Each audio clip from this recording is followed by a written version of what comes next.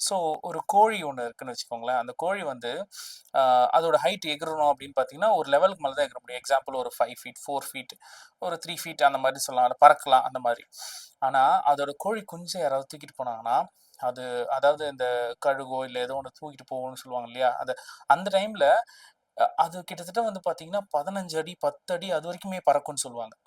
So அது கான்ஷியஸா அதுக்கு தெரிஞ்சு அதனால அவ்வளோ தூரம் பறக்க முடியுமான்னா கிடையாது. பட் அத மீறி ஏதோ ஒரு பவர் அத புஷ் பண்ணி அந்த இடத்துல அத பறக்க வைக்குது இல்லையா? So that is super conscious mind. நம்மளே யோசிச்சு பாருங்களேன். சம்டைம்ஸ் ஒரு ஒரு லெவல்ல வந்து நம்மள மீறி சில விஷயம் பண்ணியிருப்போம். இப்போ ஆ ஒரு ஒரு கார் ஓட்டும்போது கூட பார்த்தீங்கன்னா, சடனா வந்து அந்த சைட்ல இருந்து ஒரு வண்டி வந்திருக்கும். சடனா நம்மள மீறி அப்படி இப்படி லெஃப்ட் போய் ரைட் வந்து அப்படி பூந்து போயிருப்போம். இது எல்லாமே சூப்பர் கான்ஷியஸ் மைண்ட் தான்.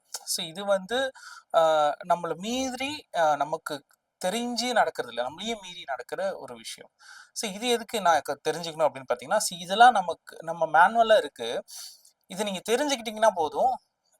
You can lead your self. சரியா?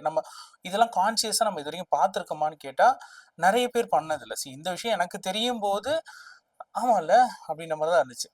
ஸோ இத நம்ம தெரிஞ்சுக்கும்போது, என்ன ஆகும்னா, இப்ப சப்கான்ஷியஸா நம்மகிட்ட சில தப்பான பழக்கங்களோ, இல்ல தேவையில்லாத விஷயங்களோ ரெஜிஸ்டர் ஆயிருக்கும். அத வந்து நம்ம ரீரைட் பண்ணும்போது, அந்த பிலீவ் சிஸ்டம்னா என்ன?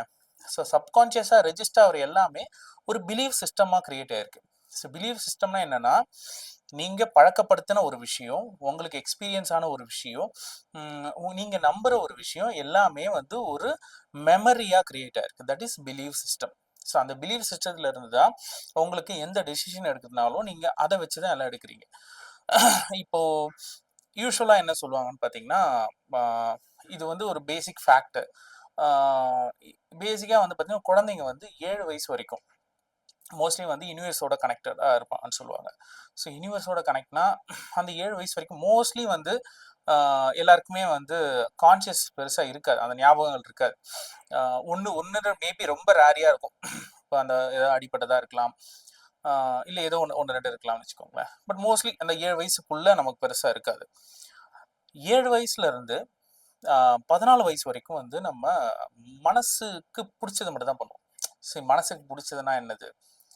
ஆ நீ யோசிச்சு பாருங்களேன். நம்ம அப்போ வந்து பார்த்தீங்கன்னா, ஆ அடம் பிடிப்போம். நம்ம அப்பா கிட்ட காசு இல்லனா கூட எனக்கு அது வேணும் அப்படின்னு சொல்லி அடம் பிடிப்போம். குழந்தைங்கலாம் பார்த்துருக்கீங்களா? தே டோன்ட் நோ தட் எனக்கு இது இது எனக்கு வேணும் அவ்வளோதான். மத்தபடி வந்து அது புடிச்சிருக்கு. எனக்கு அது வேணும். அதுக்கு வாங்குறதுக்கு என்ன பண்ணணும்? எனக்கு அது காசு இருக்கா? இல்லையா? இப்ப அது தேவையா? இல்லையான்னு கூட அவங்க யோசிக்க மாட்டாங்க. But we we fought for that. அந்த ரொம்ப